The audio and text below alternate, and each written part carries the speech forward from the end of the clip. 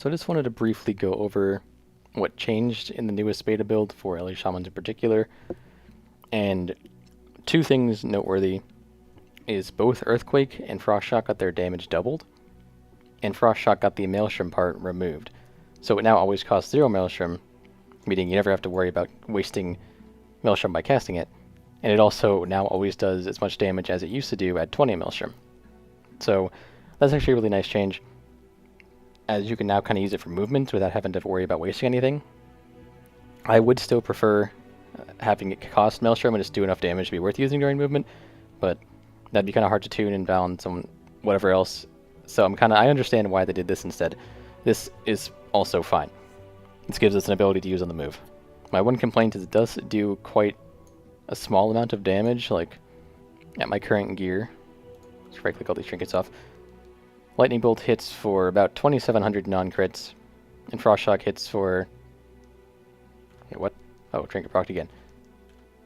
Keeps critting. 2,400, okay. 2,700 compared to 2,400.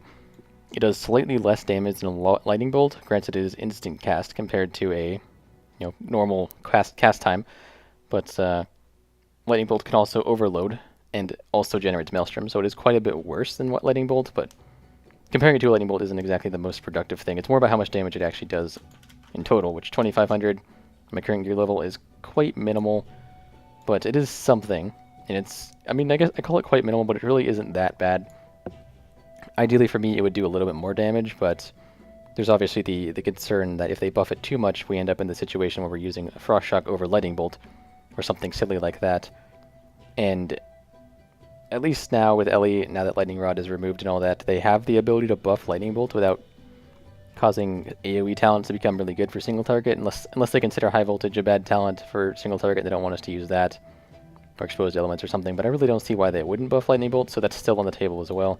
Tuning is very far from done, so this is just kind of more of a mechanical thing, and I think mechanically it is a very good change. So that's my thoughts on that. And then Earthquake damage doubled. This makes it worth using a lot more than it was before. If I had to guess, I'd say probably worth using without Lava Shock at like 2 targets, just looking at the damage here. Should just cost more Maelstrom still, so probably 3 targets. Maybe if you have a good Lava Shock going, like a 20 stack, maybe you wouldn't use it until 4 targets, but that's still okay. That's reasonable, you know? It's not... Before it was like 6 targets or something ridiculous. But the one thing that does concern me is that them buffing the damage of this makes me feel like they're kind of...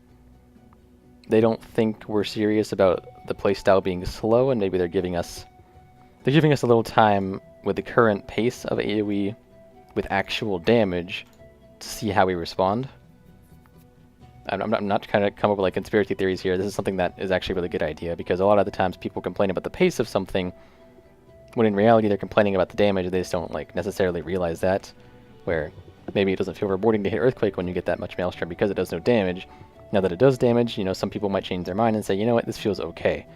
But me personally, I've done a few dungeons with it, and it still feels very, very slow. So if that was their idea, then for me it didn't work. It still is quite slow for me. So I wouldn't be too worried about them keeping the pace or anything. I think this either had nothing to do with the pace, they just wanted to buff Earthquake because it did no damage, or they just wanted to see how we responded to it doing proper damage and seeing if we still dislike the pace, because we have so much time until release that they can do this kind of stuff. So yeah, anyways, long story short, I wouldn't be worried about the changes, and the Frost Shock change is actually a very, very good change and a very huge step in the right direction, because as it gives us something to move. Do damage with while we're moving the whole time. So we may not move super fast, we don't have Gust to Wind or anything, but at least we can do pretty good damage while we're moving. Maybe not pretty good, but we can do some damage while we're moving. So positive changes today. Very positive changes.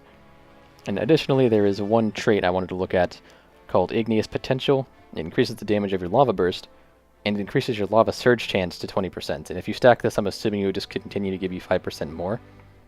But that trait seems very abusable. I don't think I have it on any of my pieces, but imagine getting like 3 of those. It's 20, 25, 30%. Yeah, default's 15 now, I think. So 30%. That's quite a bit of lava surge chance. You'd be a turret, which would kind of be awesome, but I'm not sure that's quite what they have in mind. But that's the trait to be looking out for. I really want to get that and try it out. But otherwise, there was no real significant LE Shaman changes, so with that, I'll leave you there. Thanks for watching, guys. Like if you liked it, subscribe if you want to see more, and I'll see you guys next time.